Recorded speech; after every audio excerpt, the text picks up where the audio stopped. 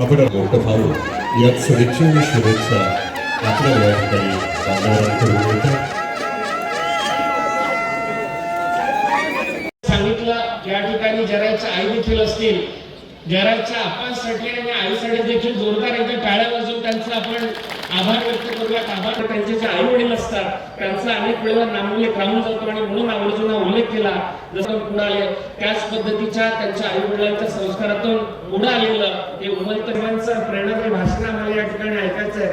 आणि म्हणून आज या कार्यक्रमाच्या निमित्तानं मी अधिकच न बोलता पुढच्या जिल्हा परिषद सदस्य व्हाल आणि जिल्हा परिषद सदस्य झाल्यानंतर तुमचा नागरिक सत्कार होईल. त्या नागरिक सत्काराला देखील सगळे मान्यवर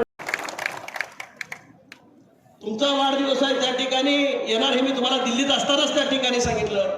परत खासदार दिसत नाहीत बाबून तेवढं म्हणू नका.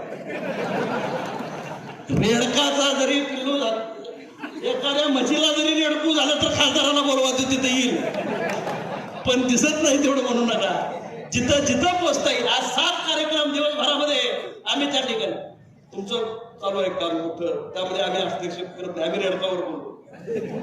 पण निश्चितच या ठिकाणी सांगतो समाजाच्या प्रत्येक उणिवेला कुठंतरी आवाज बनावं लागतं आणि काही वेळा कटू सत्य सुद्धा सांगावं लागतं. निश्चितपणे नेतृत्व फक्त गोड बोलणारा असू शकत नाही, प्रसंगी वाईटपणा घेणारा सुद्धा नेता लागतो. आणि वाईटपणा घेऊन ज्यावेळी समाजाचं कल्याण होतं त्यावेळी खऱ्या अर्थानं ते नेतृत्व आणखी उजळून त्या ठिकाणी मी निश्चितपणे या ठिकाणी